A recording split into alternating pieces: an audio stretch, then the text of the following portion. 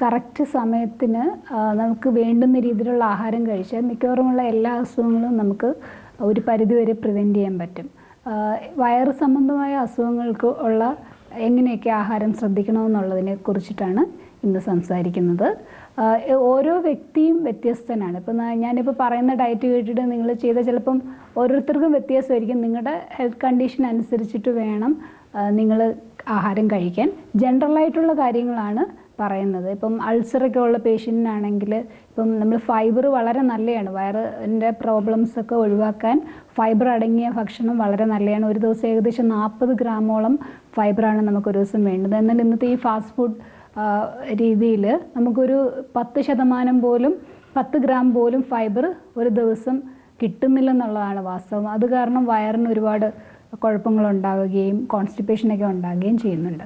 പക്ഷേ അൾസർ ഉള്ളവർക്ക് നമ്മൾ അത്രയും ഫൈബർ റെക്കമെൻഡ് ചെയ്യാറില്ല.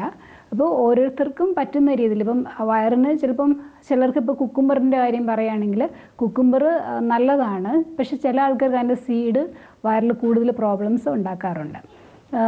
പിന്നീടുള്ള ഒരു കാര്യം, ഇപ്പം വയറിന് മിക്കവാറും പ്രശ്നങ്ങൾ ഉണ്ടാകുന്നതൊക്കെ ഇപ്പം കൂടുതൽ ആൻറ്റിബയോട്ടിക് ട്രീറ്റ്മെൻ്റ് ഒക്കെ വരുമ്പോൾ അതിനകത്തുള്ള നല്ല ബാക്ടീരിയ എല്ലാം ഡിസ്ട്രോയ് ആയി പോവുകയും അത് കൂടുതൽ പ്രശ്നങ്ങൾ ഉണ്ടാക്കുകയും ചെയ്യുന്നുണ്ട്. അപ്പം പ്രീബയോട്ടിക് ആൻഡ് പ്രോബയോട്ടിക് നിങ്ങൾ കേട്ടിട്ടുണ്ടാവും.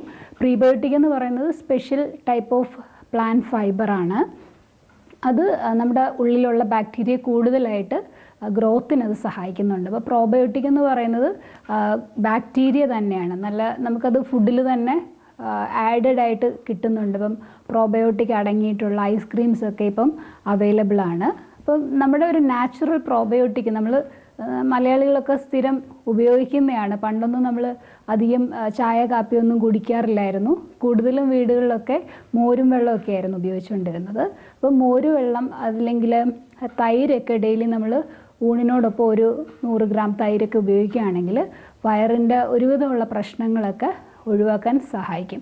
അതുപോലെ തന്നെ വയറ് നമ്മൾ ഒത്തിരി ഗ്യാസ് ട്രബിൾ അങ്ങനത്തെ പ്രശ്നങ്ങളൊക്കെ ഉള്ളപ്പോഴും ഇത് വളരെ എഫക്റ്റീവായിട്ട് കാണുന്നുണ്ട്.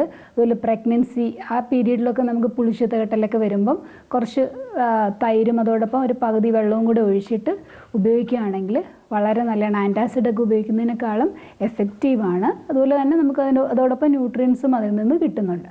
ഫൈബർ അടങ്ങിയ ഭക്ഷണം എന്ന് പറയുമ്പോൾ നമ്മുടെ പോപ്കോൺ, അതുപോലെ ഇലക്കറികൾ, ബീൻസ്, ഓട്സ്, ഇതിനകത്തൊക്കെ ധാരാളം ഫൈബർ അടങ്ങിയിട്ടുണ്ട്, നാരുകൾ അടങ്ങിയിട്ടുണ്ട്. നാരുകൾ എന്ന് പറയുന്നത് നമ്മൾ നോൺ വെജിറ്റേറിയൻ ഫുഡിൽ കാണുന്നതല്ല നാരുകൾ. നാരുകൾ പലതരത്തിലുണ്ട്. സോല്യൂബിളും ഉണ്ട്, ഇൻസോല്യൂബിൾ ഫൈബറും ഉണ്ട്. ഇപ്പം വെണ്ടയ്ക്കയിലൊക്കെ കാണുന്ന വഴുവഴുത്ത് അതൊരു തരം ഫൈബറാണ്. അതുപോലെ തന്നെ ഉലുവയും വളരെ നല്ലതാണ്, വയറിന് വളരെ നല്ലതായിട്ട് കാണുന്നുണ്ട്. അതുപോലെ ഡയബറ്റിക് പേഷ്യൻസിനും വളരെ എഫക്റ്റീവാണ്.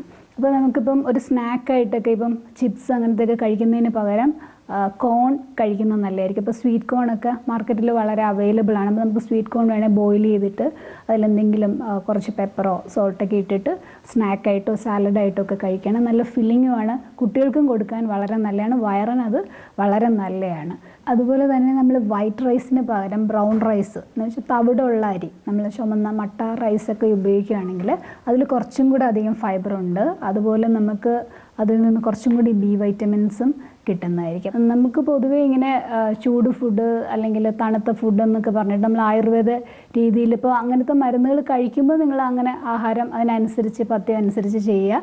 അല്ലാതെ ഉണ്ടെങ്കിൽ നമ്മൾ എല്ലാം അടങ്ങിയ ഒരു ബാലൻസ് ഡയറ്റ് ഉൾപ്പെടുത്താൻ ശ്രദ്ധിക്കേണ്ടതാണ്. ഇപ്പോൾ ഒരു ആഹാരം ഒഴിവാക്കുകയാണെങ്കിൽ അതിന് പകരം മറ്റെന്ത് കഴിക്കുക എന്നുള്ളത് തീർച്ചയായും അറിഞ്ഞിരിക്കേണ്ടത് ആവശ്യമാണ്.